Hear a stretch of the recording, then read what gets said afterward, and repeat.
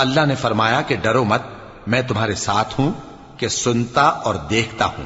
अच्छा तो उसके पास जाओ और कहो कि हम आपके परवरदिगार के भेजे हुए हैं, तो बनी इसराइल को हमारे साथ जाने की इजाजत दीजिए और उन्हें अजाब न कीजिए।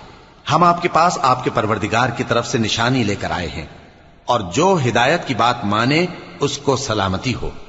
हमारी तरफ ये वही आई है कि जो झुटलाए और मुंह फेरे उसके लिए अजाब तैयार है। गरज मूसा और हारून फिरौन के पास गए। उसने कहा कि मूसा, तुम्हारा परवरदिगार कौन है?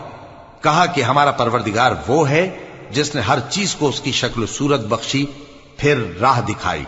कहा तो पहली कौमों का क्या हाल हुआ? फरमाया कि उनका इल्म मेरे परवरदिगार को है जो किताब में लिखा हुआ है। मेरा परवरदिगार न चूकता है न भूलता है। वो वही तो है जिसने तुम लोगों के लिए जमीन को फर्श बनाया और उसमें तुम्हारे लिए रस्ते बना दिए।